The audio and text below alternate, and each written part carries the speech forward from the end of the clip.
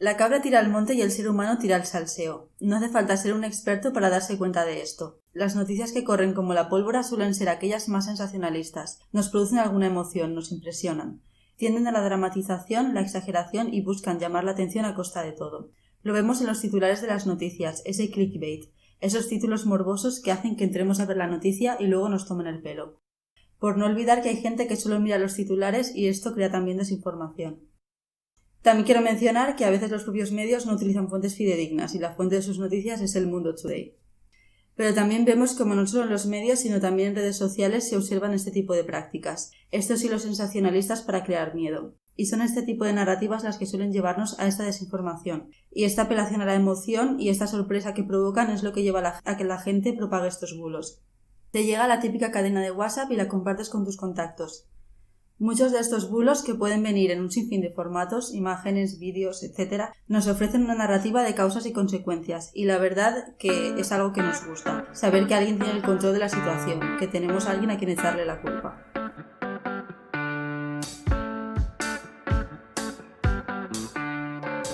Bienvenidos a la hora de la biología.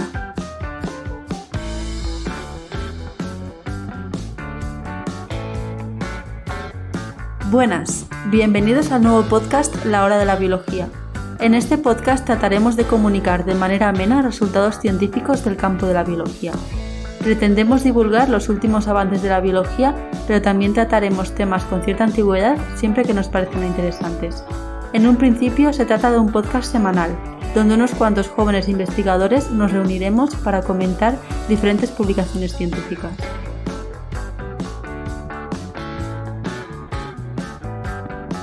Hoy estamos aquí los integrantes del podcast de la hora de la biología. Empezamos nuestro podcast con la intención de divulgar estudios científicos del ámbito de la biología porque creemos que es importante acercar la ciencia a la sociedad y estar informados respecto a temas tan delicados como la salud.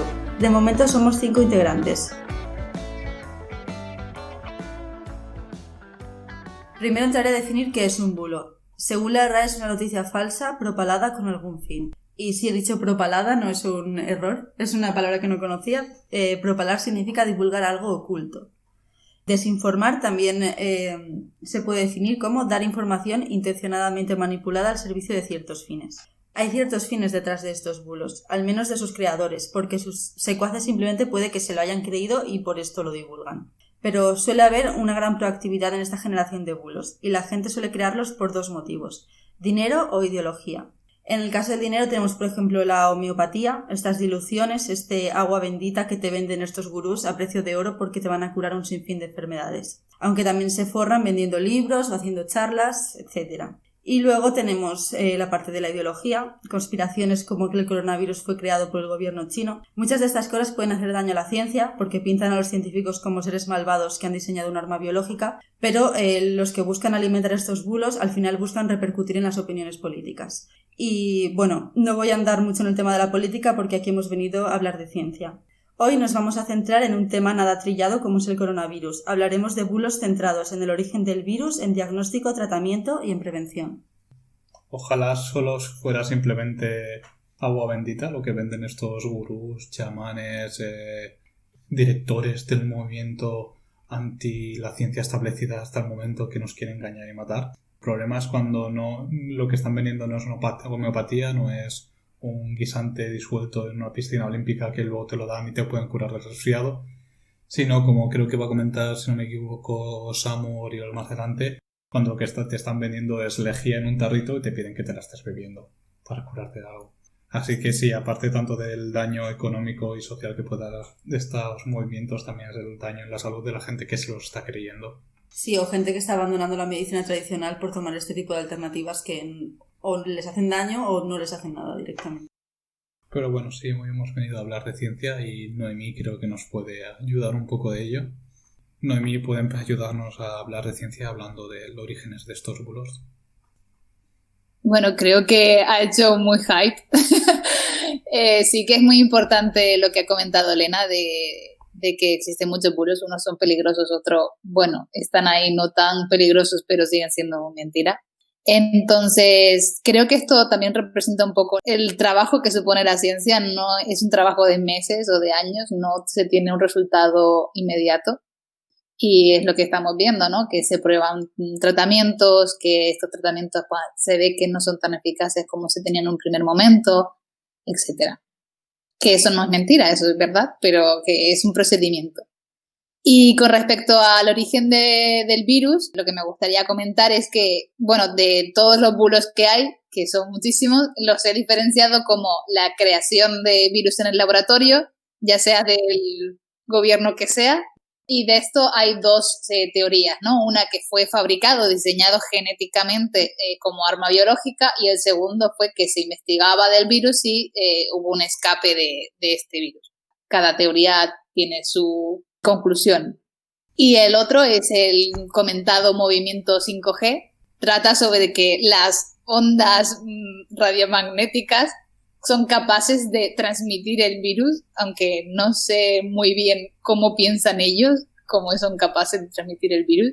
Pues también he recopilado una serie de artículos de periódicos, de titulares que me han llamado la atención, como Estados Unidos se defiende de la insinuación china de que su ejército creó el COVID-19. Bueno, aquí ya veo un error, simplemente el COVID-19 es la enfermedad, no es el virus.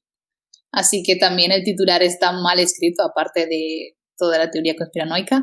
También Abascal insinúa que el coronavirus es un invento chino para controlar el mundo. Y así hay un mogollón de titulares que podría continuar. Así que el virus es un cuento chino. ¡Tatatán! A ver, o sea... No, ahora sí. Comentar que en la parte de que está diciendo los posibles orígenes del virus, bueno, eso ahora lo comentaremos más adelante, que no hay ninguna evidencia actual de las etiquetas que están empleando actualmente para edición genómica dentro del genoma del coronavirus, y que la segunda parte que ha dicho Noemí de que el virus ha podido surgir de un laboratorio ya comentamos en el especial coronavirus de la hora de la biología, que bueno, hace unas semanas, que uno de los posibles orígenes del virus podía haber sido por selección inducida en el pase del virus entre diferentes cultivos. No es lo mismo que está diciendo que está diciendo Noemí. Como Pablo también ha comentado, y lo comentaré ahora posteriormente, estos titulares y estos bulos han obligado, bueno, lo que es parte de su trabajo, considero yo, ¿no? En plan, los científicos desmentir o exponer argumentos contra estas teorías, porque en realidad, desde mi punto de vista más personal, tener dudas sobre el coronavirus, ya sean sobre el 5G o lo que sea, no es erróneo, simplemente que tienes que argumentar. O sea, no puedes decir que el 5G causa, pero sin decir cómo. Dudar está bien, pero tienes que argumentarlo. Y tienes que argumentarlo como se hace la ciencia, rebatiéndolo también. Entonces, esto ha obligado, por ejemplo, a que se haya sacado un artículo en Nature, bueno, un correspondence, mejor dicho, no es un artículo per se, como un comunicado de los científicos o de algunos científicos de por qué el coronavirus no ha podido ser o es altamente improbable de que haya sido inventado, como dijo Pablo en este caso, por manipulación genética. Bueno, para empezar, porque comparte mucho genoma con el murciélago, un 96%, pero ese 4% no se puede hacer en un laboratorio actualmente. O sea, la naturaleza ha sido más inteligente que el humano en este caso. Bueno, es la ciencia que conocemos, no la ciencia que nos ocultan. Chun, chun, chun, chun. Claramente en el área 51, la base secreta que hay bajo los Pirineos aquí en España, ya conocen técnicas de manipulación genética mucho más específicas y que no dejan huellas. Exactamente. Bueno, Pablo, creo que para esto tienes Twitter, ¿eh? No tienes el podcast. Escribes tus teorías conspiranoicas ahí, ¿eh? O sea, han llegado por parte de los reptilianos. Claramente. Ninguna de las tonterías que estamos diciendo actualmente en el podcast es cierta. Así que no utilicéis estas palabras para decir que investigadores científicos del podcast apoyan la teoría de que los reptilianos existen. Por contra, tenemos argumentos validados por los científicos de que prueban que el coronavirus haya sido altamente, o sea, improbable de que haya sido inventado. Principalmente porque existe muchos genomas de animales como el murciélago o el pangolín que existen en la naturaleza, que también tienen coronavirus con una alta frecuencia. Por tanto, si estuviese inventado no habría, porque sería totalmente nuevo. Y segundo, cuando se crea un virus, normalmente se coge un virus plantilla, por así decirlo. Es decir, un virus que ya existe y que lo vas cambiando. Entonces, en este caso, el coronavirus provendría de los beta coronavirus, pero aún así sí que hay grandes diferencias que si estuviese inventado no tendría mucho sentido. Por ejemplo, estos científicos argumentan de que la proteína Spike podría ser mucho más específica y, por tanto, crear una mortalidad o una especificidad virus hospedador mucho mayor de la que tiene. A la par que también se producen o hay un fallo en los cortes de ciertos aminoácidos que son claves en la transmisión del virus. Glicoproteínas, en la superficie del virus. Entonces, digamos que si hubiese sido inventado, realmente no hicieron todo el buen trabajo que hubiesen debido hacer. Y eso es para que no sospeches. Claro.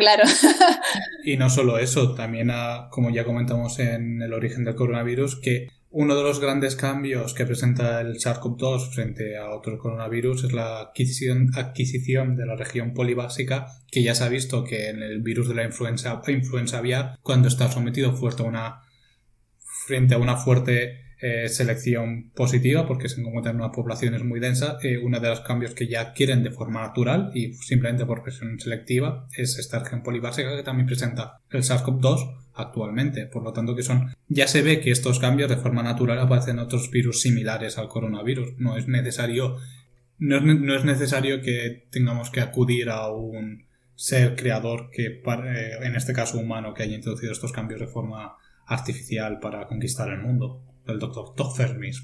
Sí, de hecho la región polibásica lo comentan también en este paper, en el que comentan también las 3 formas que comentamos en el especial COVID parte 1, que no sé cómo se titula exactamente.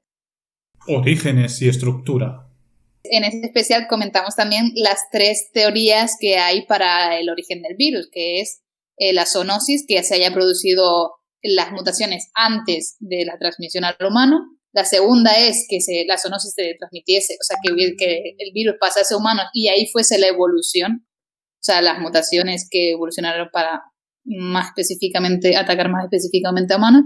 Y el tercero, que serían los pases en laboratorios, que es la menos probable, pero puede ser viable dentro de todas las hipótesis que hay.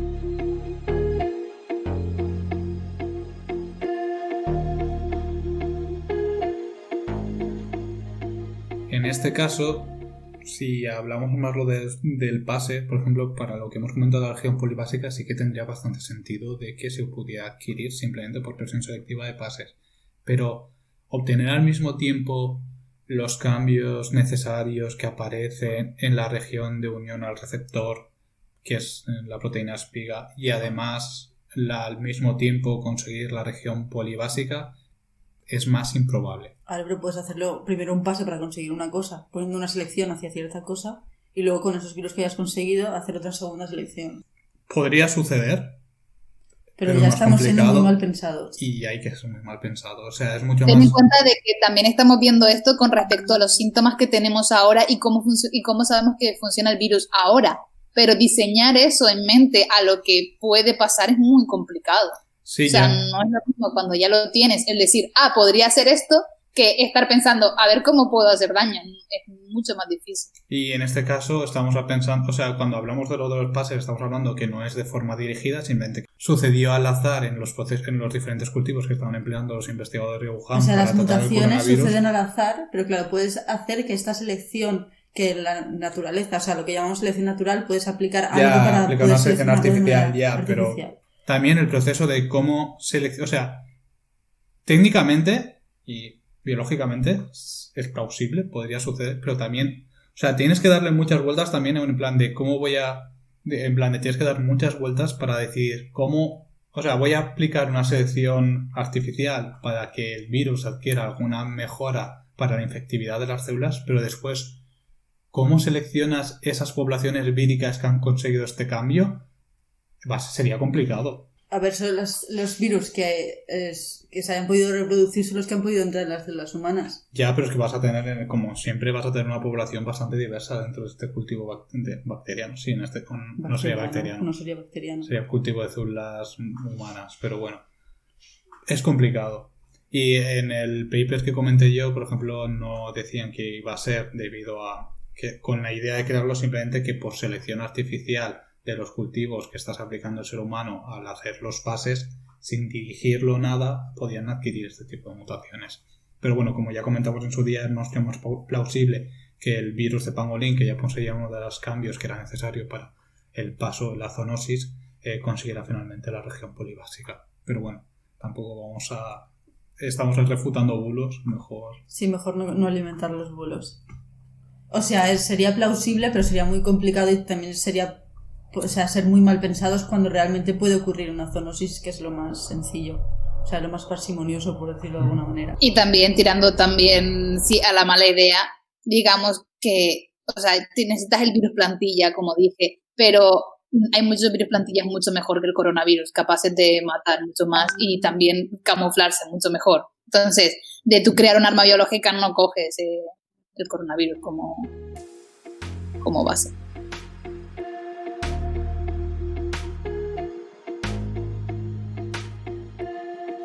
Y con respecto al 5G, la OMS sacó un comunicado diciendo que el coronavirus o cualquier virus no se puede transmitir por ondas electromagnéticas y que se ha comprobado que en este caso la enfermedad se transmite, bueno, el virus en realidad se transmite por gotículas, que esto también lo hemos comentado en los especiales coronavirus, ya sea aerosoles o perdigones, como los llamemos.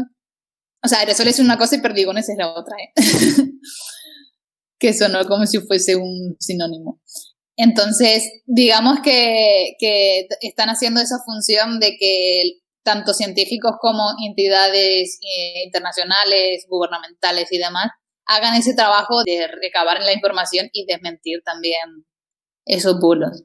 Pero aquí, en este caso, lo que me impresiona es que la gente tiene más fe en creer en un tippet random de YouTube que no tienes ni los títulos de quién es ese investigador, porque creo que había un doctor, no sé qué, no sé cuánto, que estaba comentando, por ejemplo, que el virus había surgido por el 5G, que por la frecuencia que tiene el 5G es capaz como de hacer algunas reacciones en plan del estilo Oparin, Mendel y Müller, creo que eran capaces de generar materia orgánica y de esta materia orgánica por principios prebióticos generarían un nuevo virus, que es como te está diciendo una persona que no conoces de nada, que no tiene ninguna validez ni tanto científica ni de autoridad cuando está diciendo eso, antes de querer a un gran número de científicos independientes que están en su día a día investigando, en general investigando y ahora sobre todo investigando sobre el coronavirus, que ya conocen de dónde deriva, qué cambios tiene, cómo se está transmitiendo y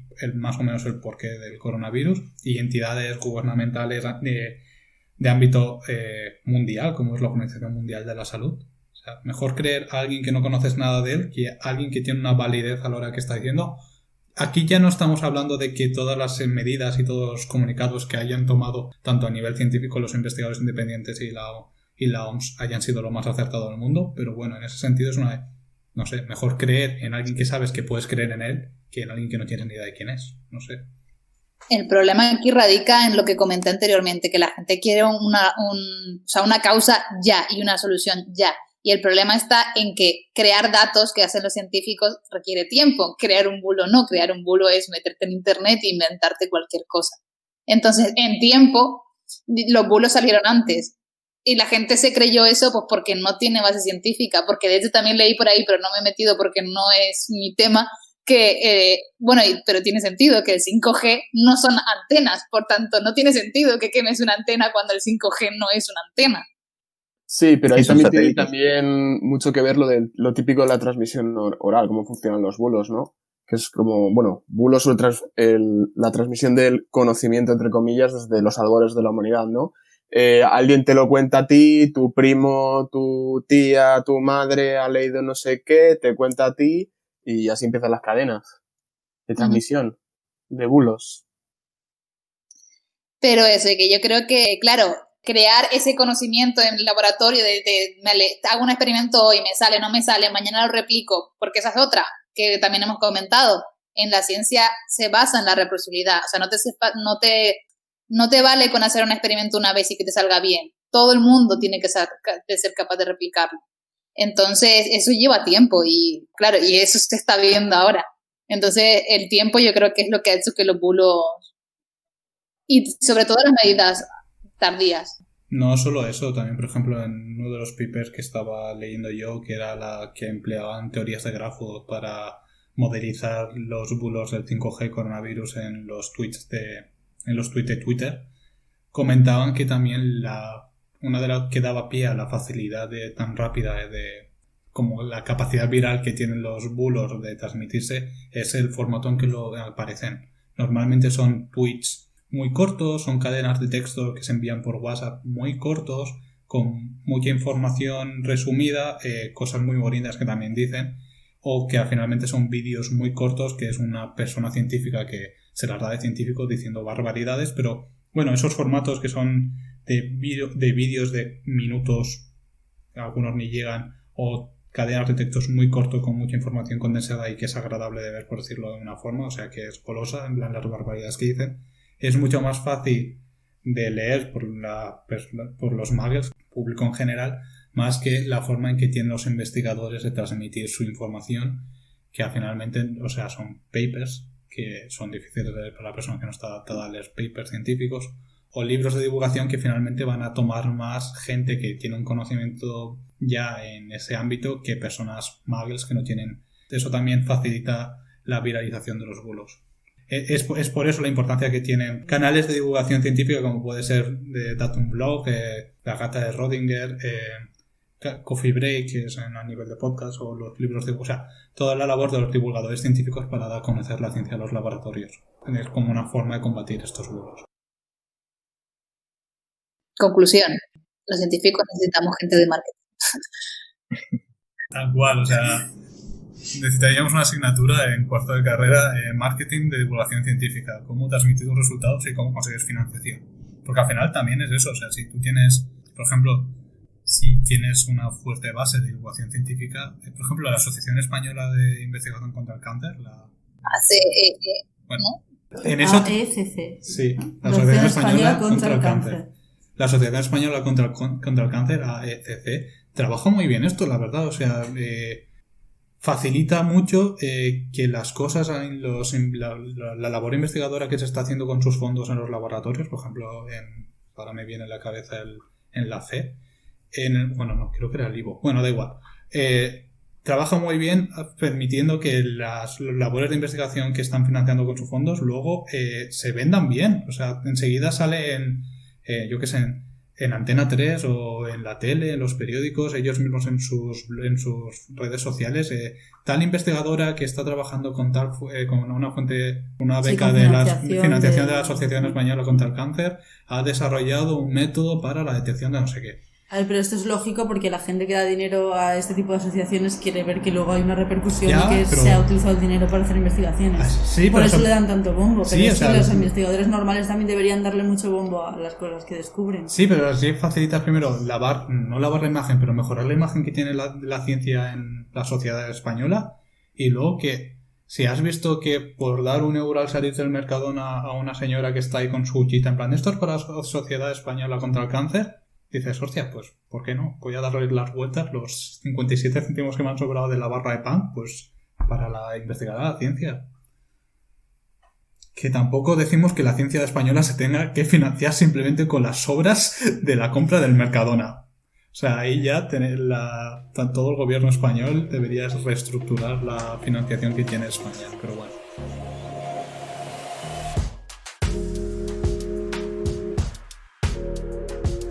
Como hemos estado comentando hasta ahora, todos estos que al final viralizan vídeos que van en contra de la ciencia, de la medicina actual, de la medicina establecida, que buscan nuevas formas de... A mí, por ejemplo, lo que me sucede bastante es que cuando estoy leyendo estos comentarios en redes sociales, en vídeos de YouTube que están a favor de esta conspiranoia, de que el virus ha sido creado con el 5G, que tienes que emplear medios alcalinos para curar la enfermedad, o sea, a mí me da un ictus cada vez que leo estas barbaridades. Como una parte de mí está muriendo, o sea, cuando leo estos comentarios. Al final yo creo que toda esta gente lo único que busca es un poco de alterar y erosionar la confianza que tiene el público general en la ciencia, ya como dice Elena en el principio, por medidas económicas que están buscando ganar a nivel económico con la venta de sus productos, o simplemente porque se lo creen y son felices con estas ideas, en plan de buscar. Es mucho más fácil creer que todos están en tu contra que el mundo va mal. y también porque supongo que su mamá en algún momento les dijo que eran especiales y se lo han creído. O sea, no es culpa nuestra, es culpa de sus madres. En fin, hay muchos de estos comentarios que dicen grandes barbaridades, como que Caris Mully... Todos somos especiales y eso es lo que nos hace iguales. Eso en el... Samuel Piquer Esteban. Estos, como ha comentado también Noemí, todos estos bulos se dirigen a diferentes ámbitos de la investigación científica, sobre todo el coronavirus, su origen, su tratamiento, cómo se diagnostica. Hay bulos para todos, o sea... Hay barbaridades para todos los públicos, que puedes elegir tú la tuya favorita y tatuártela si quieres en el brazo. Una de las que he visto que me ha hecho mucha gracia es que Caris Mully, el padre de la PCR, según ellos comentó que no se podía emplear la técnica de la PCR para el diagnóstico de grandes pandemias. O sea, en este caso de nuestra pandemia. No hemos encontrado en ningún sitio que Caris Mully dijera eso, y también hay que tener en cuenta que Caris Mully falleció antes de que se conociera la pandemia de Wuhan, por lo tanto no pudo haber dicho... El pobrecito no pudo haber dicho nada sobre el coronavirus porque no existía... Bueno, sí que existían, pero esta pandemia no existía. En general, los principales bulos, los que voy a tratar yo ahora mismo, hacen referencia a las técnicas de diagnóstico del coronavirus, específicamente sobre las técnicas de diagnóstico mediante el uso de ácidos nucleicos, que es la famosa qPCR. Nosotros ya hemos comentado hasta la saciedad en este podcast. Por ejemplo, en el capítulo 1 lo comentamos y luego en el especial coronavirus volvemos a explicar cómo funciona. También en el capítulo 2 o en el 3 volvimos a explicarlo, pero bueno, vamos a comentarlo un poco más. En general, lo que comentan estos detractores sobre las pruebas diagnósticas de la qPCR es que el tamaño de la región que está amplificando es muy pequeño, que haciendo referencia a los primers o cebadores que se están empleando, que la prueba es inespecífica y puede detectar otros coronavirus, y que está detectando como positivo otros virus que también se encuentran en las vías respiratorias de los seres humanos y causan otras enfermedades como el resfriado común. Vamos a intentar muy brevemente comentar estas tres medidas, estas tres falacias. En primer lugar, respecto al tamaño del virus, ya hemos comentado que para amplificar con las pruebas diagnósticas, como estás amplificando, es que tienes dos primers, dos cebadores que están delimitando una región próxima de 200 nucleótidos, el cual se amplifica y esta región es específica del coronavirus, por lo tanto, mediante sondas fluorescentes, sondas Tagmans, puedes conocer si hay amplificación o no de esta región y con eso tendrías un positivo o un negativo, dependiendo de la señal que estás recibiendo. Los cebadores que se están empleando, los primers, normalmente tienen una secuencia de 20 nucleótidos que son específicas a la región del virus, y como solamente tienes 4 nucleótidos para generar estos primers, guanina, citosina, timina y adenina, iba a decir uracilo, pero no vamos a complicarnos la vida, haciendo simplemente cálculos bastante sencillos, sabes que tienes una probabilidad de 1/4 de que una secuencia de nucleótidos sea tal, lo elevas a 20 porque es la región del primer, o sea, el tamaño del primer que has creado, y tienes una probabilidad de 1 por 10 elevado a menos 12 por 100 de que tengas esa secuencia en un genoma. En este caso, una de las principales fuentes de amplificación específica que podríamos encontrar sería el genoma humano, sabiendo que el genoma humano tiene un tamaño de 2.900 megabases, que serían igual a 2,9 billones de bases. Tienes que una secuencia de 20 nucleótidos por azar esté presente en 0,02 veces en un genoma humano. Además, tenemos que tener en cuenta que no tenemos un primer, que tenemos dos, por lo tanto, las probabilidades de que aparezca por azar la misma secuencia que estás empleando contra el coronavirus en el genoma humano es ínfima, casi virtualmente imposible. Además, también tenemos que tener en cuenta de que no solamente estamos empleando como filtro la secuencia de los cebadores, sino también la secuencia de la sonda Tagman. Por lo tanto, estamos añadiendo un nuevo filtro para seleccionar simplemente regiones víricas.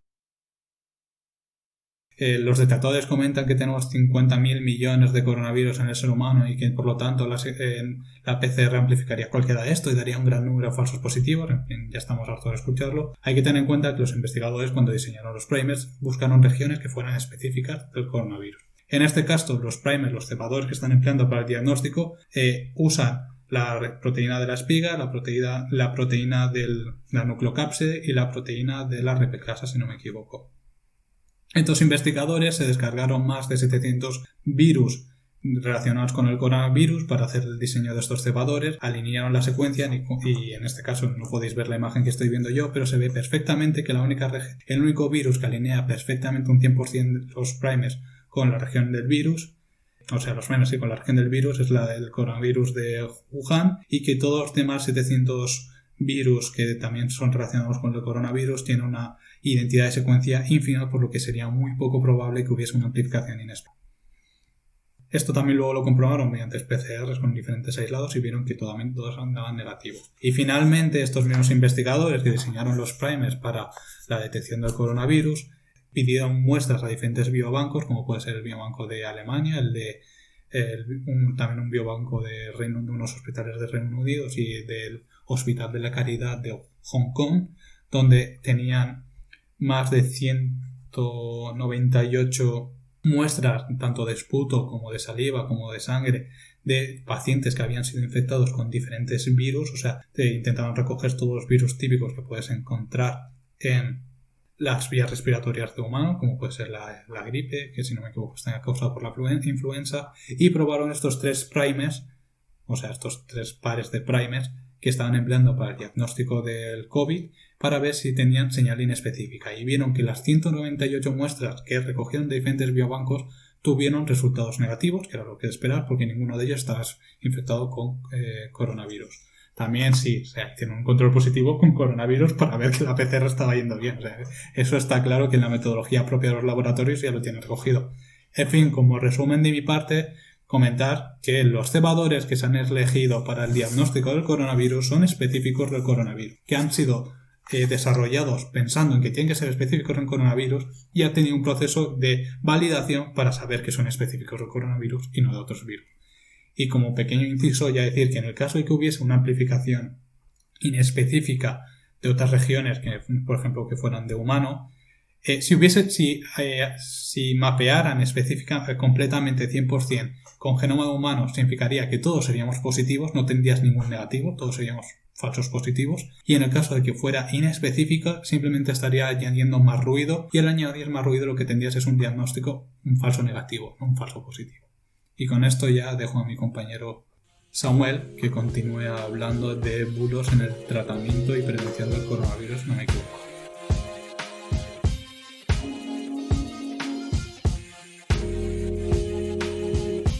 Pues sí, gracias Pablo. A lo largo de la pandemia han aparecido muchos bulos sobre cómo prevenir o incluso curar el coronavirus. Y hoy en día, como ya habéis estado comentando antes, pues es muy fácil caer en ciertas publicaciones en internet que no siempre tienen, digamos, o muy pocas veces tienen fuentes fiables. Entonces, claro, antes de creerte estas cosas, sé que vivimos en una sociedad de la desinformación y es muy difícil muchas veces por nuestro ritmo de vida, digamos, pararte a ver esas fuentes, ¿no? Pero por suerte hay medios que se encargan de catalogar y verificar estas informaciones. Uno de ellos, por ejemplo, es maldita.es, que a fecha de 28 de octubre tiene un total de 810 bulos desmentidos relacionados con el coronavirus, y es en el que básicamente me he basado para hacer esta parte de la sección. Esta parte del programa. Así como también organismos oficiales, como puede ser la Organización Mundial de la Salud, ¿vale? Que tienen una página sobre consejos para la población acerca de rumores, donde también desmienten muchas cositas que han ido saliendo. ¿De acuerdo?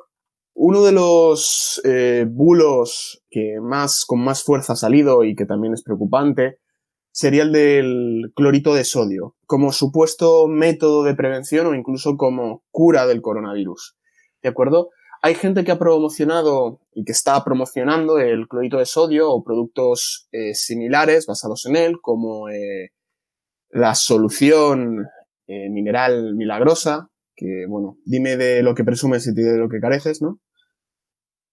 Pero la verdad es que el clorito de sodio es un agente blanqueante, ¿de acuerdo? Se usa en la industria papelera, textil e incluso en la potabilización del agua.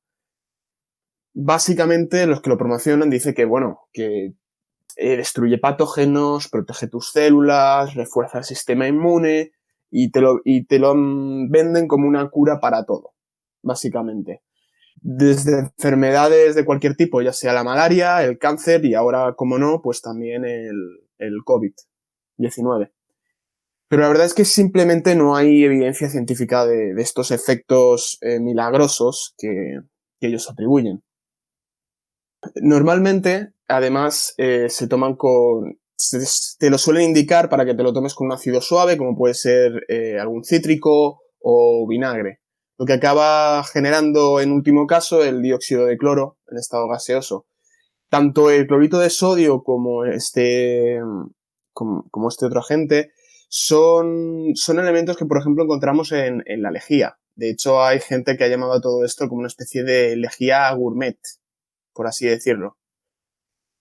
Pero bueno, el problema de estos compuestos es que tienen una fuerte acción oxidante, ¿vale? Y su consumo puede llegar a provocar efectos adversos, como puede ser el dolor abdominal, náuseas, vómitos, intoxicaciones, e incluso hay casos documentados graves de fallo renal, de gente que ha tomado este tipo de productos. De hecho, ya en 2010, tanto la Agencia Española del Medicamento como la FDA en Estados Unidos advertían de los peligros que entrañan este tipo de productos.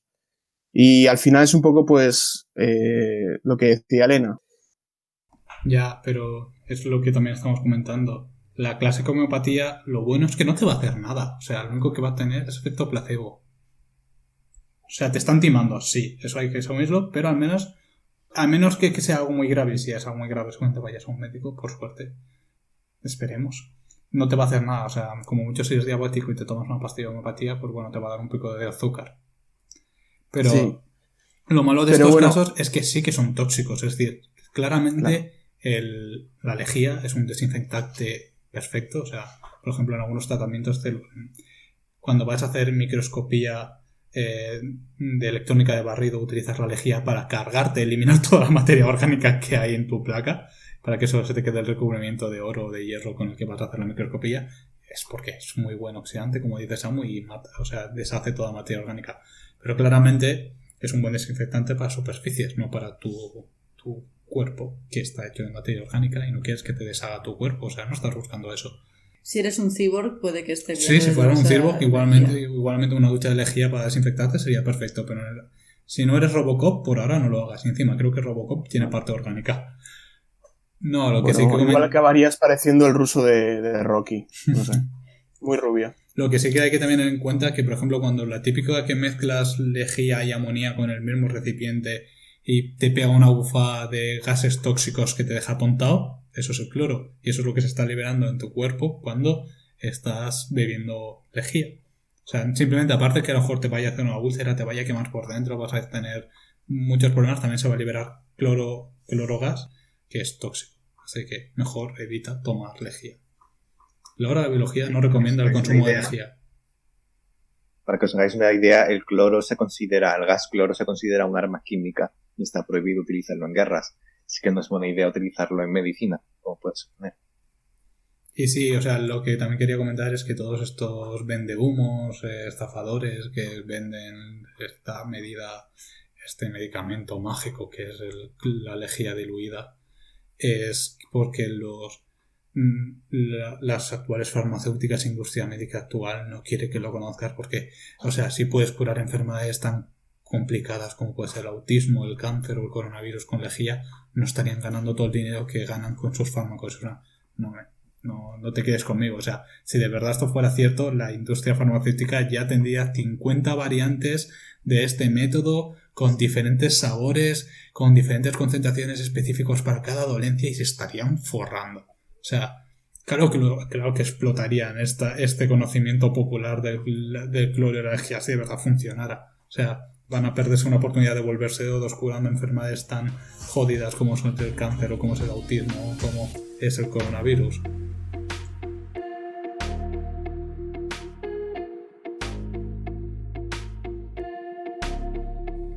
Bueno, y luego también tenemos una serie de bulos que digamos son más para andar por casa. Son los típicos, entre comillas, remedios naturales y todo esto, ¿no?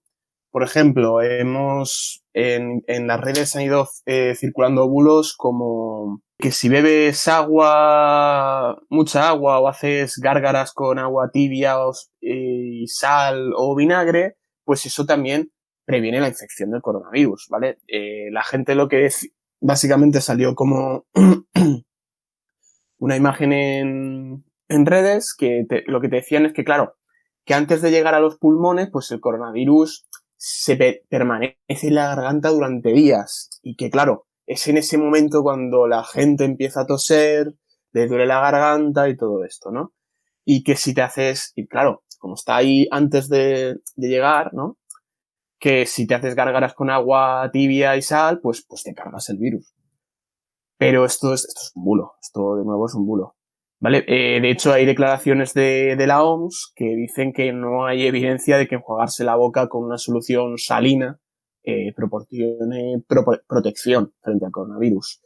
Pero también tenemos otros bulos similares, ¿sabes? La OMS también ha desmentido otros supuestos métodos de prevención similares, como puede ser limpiarse la nariz con solución salina o utilizar el enjuague bucal. En este caso, la OMS sí que recomienda que si quieres tener un mayor porcentaje de éxitos en tus ligues nocturnos, si has tomado un poco de enjuague bucal y no apestas a alcohol ni una halitosis de que hace 50 años no te has lavado la boca, pues sí que aún. No más bulos. Lo que sí que había leído es que la gente está más guapa con la mascarilla puesta. De que te imaginas la parte de la cara mejor, o sea, con mejores rasgos y ves a la gente más guapa por la calle. O sea, Oriol, ya hemos encontrado cómo hacerte medianamente atractivo. Yo por eso siempre llevo la máscara puesta. Pero desde el principio. Mascarilla no, máscara directamente. Sí. Lo que estás viendo ahora, eso no es verdad. Mira, eres todavía más feo. Una bolsa. Pues sí. Y bueno, luego también han salido bulos relacionados con alimentos, ¿sabes? Hay muchas publicaciones del tipo 5 alimentos que te ayudarán a no contraer el coronavirus. O parecido. ¿Vale? Donde básicamente pues te dicen que te tomes cítricos, te tomes jengibre, chiles, incluso. ¿Vale? Entre otros, pues eso, que te dice que si te lo tomas, pues esto ayuda a reforzar el sistema inmune, te protege de la infección y bla, bla, bla. ¿Vale? Pero la verdad es que a día de hoy ninguna organización sanitaria recomienda ningún alimento concreto entre sus recomendaciones para prevenir o paliar los efectos del coronavirus. ¿De acuerdo? De hecho, por ejemplo, en esta página de rumores que os contaba de la OMS, así como ejemplo, ya tienen algunos desmentidos, ¿vale? Añadir pimiento picante o chiles a tu sopa u otras comidas no previene ni cura el COVID-19. Y aunque el ajo es un alimento saludable que tiene algunas propiedades antimicrobianas, no hay pruebas de que comerlo proteja contra el virus. A lo mejor el aliento a ajo ayuda a que la gente esté más lejos de ti, pero no funciona de esa manera. Y no olvidar que te defiende de todos los vampiros ocultos de esta sociedad. O sea, es una gran defensa contra los vampiros. Y así además los vampiros no se contagian cuando te chupan la sangre. Hay que pensar en ellos también, que los pobres no tienen la culpa de nada. También. Exactamente. Están arrasando con las reservas de los biobancos, los vampiros, de la época pre-COVID. También comentar que, aunque el ajo sea un antimicrobiano, el coronavirus no es un microbio, es un virus, no es una bacteria. Por lo tanto, no estarías haciendo nada tomando ajo, desde el punto de vista de que al ser fuera una bacteria sí que podrías eso, harías nada. Pues eso. Y luego también tenemos más bulos, como por ejemplo, también ha circulado un bulo que dice que tomar baños con agua caliente pues puede ayudar a prevenir la infección del coronavirus. Esto la OMS también lo ha desmentido, básicamente porque, nuestra temperatura corporal está entre 36,5 y 37 grados, independientemente de la temperatura del baño, ¿vale? Y de hecho, si te bañas con agua extremadamente caliente, pues como es evidente te puedes quemar, te puedes hacer pupa. Entonces, habría que tener cuidado con eso. Es simplemente decir eso, que somos organismos homeotermos, no ectotermos como serían los... ¿Cómo serán los lagartos estos que viven? Los reptilianos. O sea, los reptilianos... O sea, por lo tanto, nuestra temperatura corporal siempre se mantiene en un rango muy específico, entre 36 y 37 grados centígrados, si no me equivoco, y que si tú le metes una temperatura, o sea, una calor externo, como puede ser por baños muy, muy calientes, o sea, lo que vas a ocasionar es que vayas a tener grandes quemaduras y tu temperatura corporal igual ha aumentado 1 grado o 2. Por lo tanto, no tendrías un efecto respecto a esto de intentar desnaturalizar el virus aumentando la temperatura con un baño caliente. Y también decir que, como comentamos en estructura del virus, creo que era eliminar el coronavirus por temperatura, tenías que tener una temperatura superior a 54 grados durante más de media hora. Y si acabas metiéndote tú en un baño a más de 54 grados durante más de media hora, seguramente hagas un caldito muy bueno para la sopa y tú estás completamente desnaturalizado o muerto, no sé lo que prefieras, y el virus, bueno, seguramente también te habrás cargado el virus, pero yo creo que no, seguramente también seguirá vivo ahí aislado por todas tus capas corporales.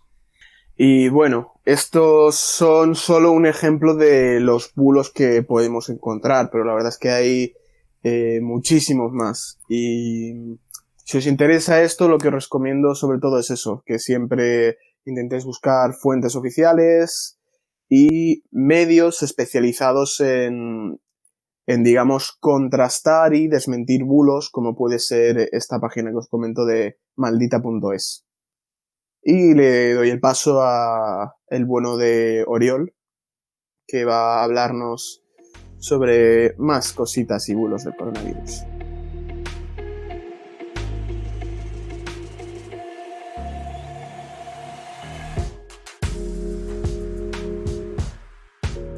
En cuanto a la prevención, los bulos más comunes son los que se refieren al uso de la mascarilla. Supongo que porque la gente se está cansando ya de llevarla, e incluso al principio no le gustaba llevarla, así que cualquier excusa es buena para no hacerlo. Por ejemplo, hay gente que pone en duda la efectividad de las mascarillas, argumentando que el virus pasa perfectamente a través de ellas. Pero la mayoría de mascarillas que se utilizan para el coronavirus tienen un tamaño de poro entre 50 y 100 nanómetros. Y las partículas virales tienen un tamaño de 120, por lo que pueden quedar atrapadas perfectamente. Incluso algunas mascarillas de las más baratas que puedan tener un tamaño de poro mayor sirven para impedir el paso del coronavirus, aunque no completamente. Y al otro lado del espectro tienes a la gente que dice que la mascarilla evita el paso de oxígeno y hace que se ahoguen. Pero las moléculas de oxígeno tienen un tamaño de 120 picometros, que es 1000 veces más pequeño que el virus de 120 nanómetros, por lo que puede pasar a través de la mascarilla sin ningún problema.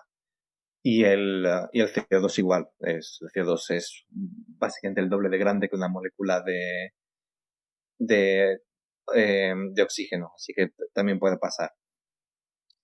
Además, hay que tener en cuenta que las mascarillas no son un invento nuevo. Se han utilizado durante años tanto por profesionales sanitarios como por el público general, sobre todo en países asiáticos, en los periodos de gripe.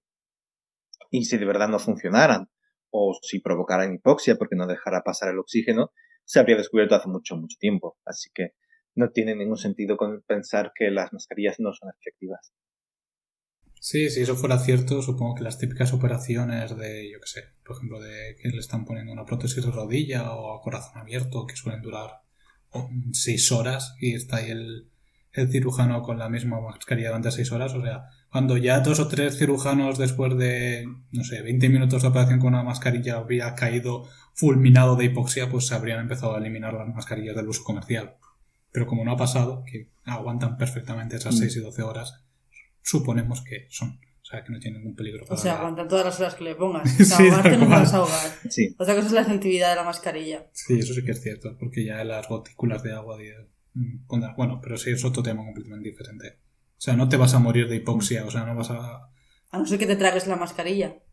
O a no ser que hagas como Exacto. este vídeo de la abuela en el Mercadona poniéndose una bolsa de plástico en la cabeza para ir a comprar. Es una... O sea, una bolsa de plástico sí, pero una mascarilla no.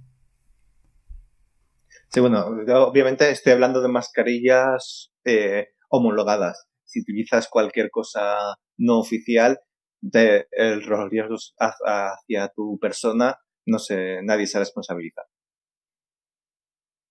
También, si os interesa, podéis ver un vídeo, que no sé exactamente cómo se titulará, pero es si lo busquéis en inglés seguro que sale. Es un chico en que se pone 5 mascarillas, se fuma un cigarro y se va a correr un par de kilómetros para demostrar que no se queda sin oxígeno. Me parece muy divertido. Pero bueno, también hace poco se pusieron de moda las mascarillas, entre comillas, gracias a un post de Mónica Naranjo en el que llevaba una de ellas titulado La nueva normalidad. Este post enseguida se llenó de gente informándole amistosamente de que eso no era una mascarilla, era una pantalla. Y aunque es cierto que las pantallas son útiles, de hecho se fabricaron muchas para profesionales sanitarios al principio de la pandemia, cuando había falta de mascarillas, no son tan útiles como las mascarillas y además como no son mascarillas, son pantallas, no las pueden sustituir en sitios donde es obligatorio el uso de mascarilla. Por lo que aunque lleves una pantalla de plástico como estas, te pueden multar igualmente.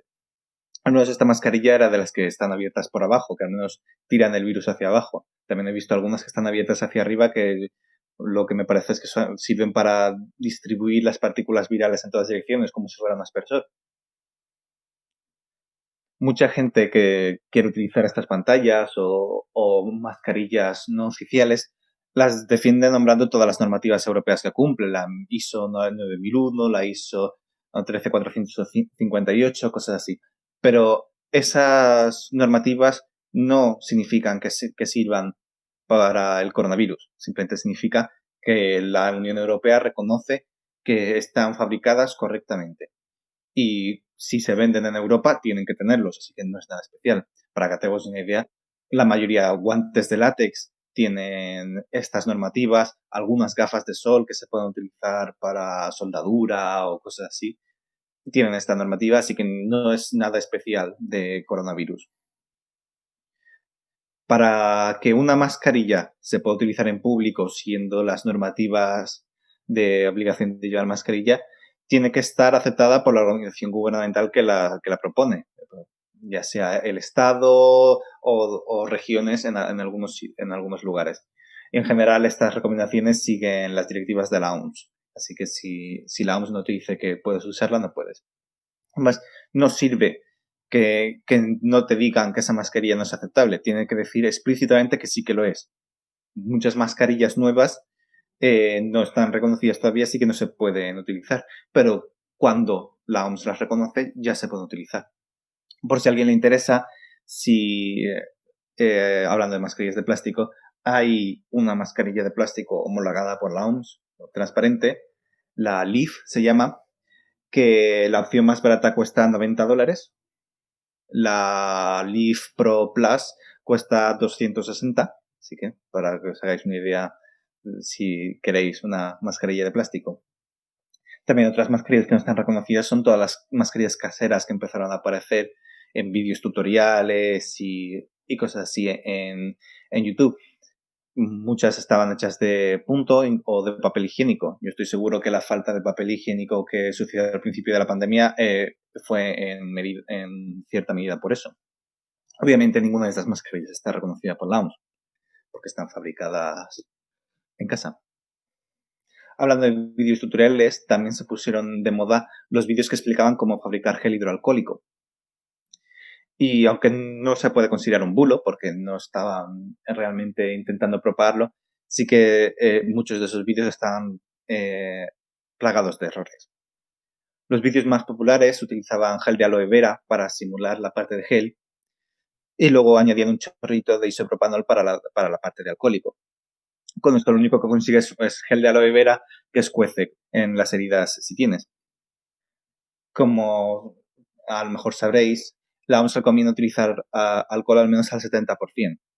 Y este gel está muy lejos de esta concentración.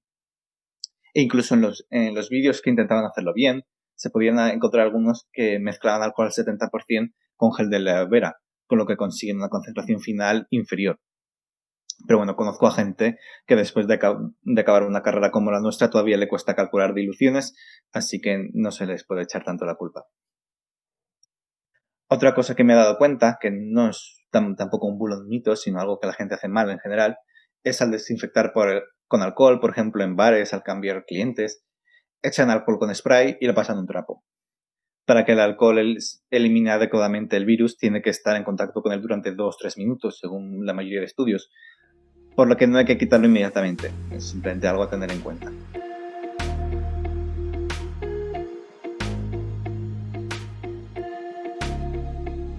Otros bulos relacionados con la prevención, menos prevalentes, porque son más, ya llegando más al nivel de conspiración, son los relacionados con el distanciamiento social. Que además es divertido porque han pasado de el distanciamiento social no es necesario porque el virus no se transmite bien por el aire, porque simplemente la luz solar lo destruye y cosas así, el distanciamiento solar no es necesario porque el virus se transmite por el aire sin importar la distancia a la que estés. Lo que hay que entender es que esta distancia de 2 metros no es simplemente porque a los científicos nos guste ese número. Es la distancia a la cual llegan las gotículas de saliva cuando hablas, respiras, etc. Es que aunque no quieras mantener la distancia de seguridad por el virus, al menos hazlo por evitar perdigones.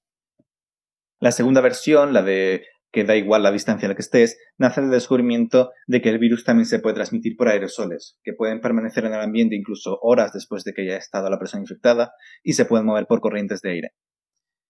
Si te expones al virus de esta manera, por aerosoles, te expones a una cantidad mucho menor del virus, lo cual se traduce en una menor probabilidad de contagiarse y si se llega a producir la infección, se produce con síntomas menos graves.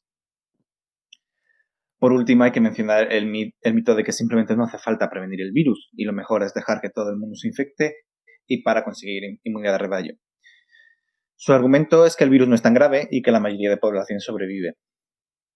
Pero aunque es cierto que la mayoría de la población sobrevive, tiene un índice de supervivencia del 99,8%, dependiendo de la zona y los factores de riesgo.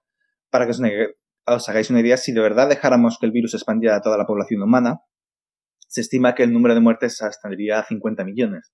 Eso es el equivalente a la población de España.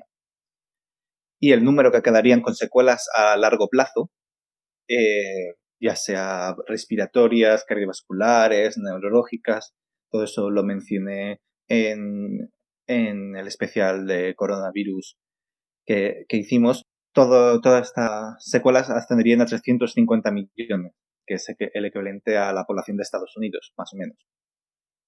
Y todo eso sin contar con secuelas que puedan aparecer más tarde y que por tanto no conocemos. Y todas las muertes que se producirían por la saturación del sistema sanitario, que es lo que más miedo daba al principio de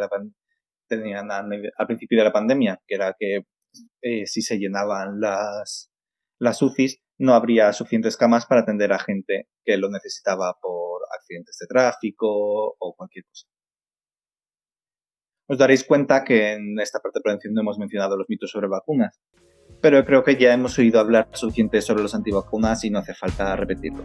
Si os interesa mucho, puedo comentarlo en otro capítulo.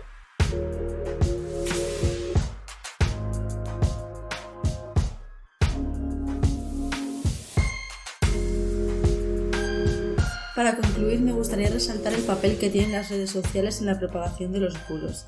Y es que los algoritmos que hay detrás de ellas ayudan a viralizar contenidos, y estos bulos pueden posicionarse de una mejor manera que la información contrastada simplemente porque llama más la atención y se comparte esta clase de contenido.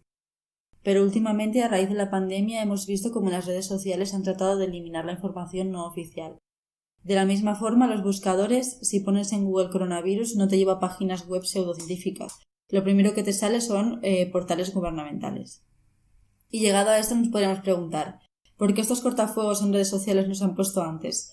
¿Por ser una situación tan excepcional como una pandemia? Quizás promover que la Tierra es plana no sea tan malo como promover que el coronavirus no existe, porque con tu opinión o comportamiento, si piensas que la Tierra es plana, no estás promoviendo un problema de salud pública. Pero el hecho de que se le ponga freno a estos bulos del coronavirus también puede generar más conspiranoia. Si te pones en la piel de un conspiranoico, estará pensando que eliminando esta clase de información no oficial les están ocultando información, les están obligando a consumir la versión oficial y que atenta hacia la libertad de opinión. Dicho esto, aquí hay una dicotomía bastante grande. Nos gustaría saber qué opináis acerca de si es bueno eliminar estos bulos para acercar la versión oficial, si debería haberse hecho antes o qué. Supongo que la gente está conspiranoica, ya está perdida, ya no hay nada que hacer por ellos. Acercando la versión oficial, lo que estás haciendo es que la gente que todavía tiene algo de esperanzas en la ciencia no caiga en estos bulos. Bueno, yo de esto encontré, para quien no se crea lo del 5G, de que el virus no se puede transmitir, había un argumento también bastante sólido de que hay países en los que hay contagio de coronavirus, pero no hay 5G. O sea, hay argumentos. Otro tema que me gustaría comentar es cómo los bulos o informaciones falsas perjudican a la ciencia. Últimamente está creciendo este cuestionamiento de la ciencia, esta tecnofobia. O sea, este movimiento puede deberse a los bulos que cuestionan la existencia del virus o cómo los científicos malvados están creando vacunas con chips para controlar a la población, etc. Pero si nos ponemos menos conspiranoicos y bajamos a ver qué se dice en los medios de comunicación, observamos que existen estudios científicos controvertidos, que hay papers, o sea, hay estudios científicos que se retiran, o otros estudios científicos que han sido mal diseñados, o que los análisis estadísticos son una chufa, o las conclusiones a las que llegan no son correctas. Esto puede ser porque han sido mal revisados, también hay quien le atribuye a que han sido publicados con prisas. Todo esto pone en duda la ciencia. Pero lo importante aquí que debemos resaltar como científicos y profesionales de la salud es que la ciencia no es un dogma, es discutible y está en continua revisión. O sea, hay muchos grupos que trabajan en un mismo campo y algo esencial para que X conocimiento en un principio se acepte por la comunidad científica es la reproducibilidad. Si un estudio científico se llega a unas conclusiones que otros grupos científicos más adelante no pueden corroborar, es decir, el resultado no es reproducible, o sea, estos grupos no llegan al mismo resultado que el primer paper, no va a ser aceptado como bueno por la comunidad científica. O sea, que se especula al principio de la pandemia que la hidroxicloroquina es buen fármaco para el tratamiento de la COVID, no quiere decir que tras la revisión de muchos más pacientes y tras reunir datos en contra del uso de este fármaco no se pueda rechazar esta teoría. O sea, debemos hacer entender que la actividad científica es un proceso lento porque hay personas que a las 3 semanas de la pandemia ya están pidiéndole a la ciencia soluciones. Y esto no funciona así, no es magia, tiene sus procesos detrás y la producción científica se construye poco a poco. Por último, voy a dar unas claves de qué podemos hacer frente a una desinformación. Lo principal es intentar contrastar la información, buscar fuentes fidedignas y, muy importante, si vemos algo bastante llamativo, una buena estrategia es pararse unos segundos a pensar si esa información tiene sentido antes de compartirla. Otra cosa que podemos hacer es denunciar este contenido falso para que pueda ser eliminado. También, frente a los conspiranoicos, lo que podemos hacer es atacar al bulo con hechos. Esto es mentira y aquí están las pruebas. Hacer entender por qué, y es lo que hemos tratado de hacer en esta charla. Daros claves para poder explicar por qué algunos bulos del COVID son falsos. Luego, si esa persona quiere seguir creyendo que la Tierra es plana o que el virus no existe, ya es cosa suya.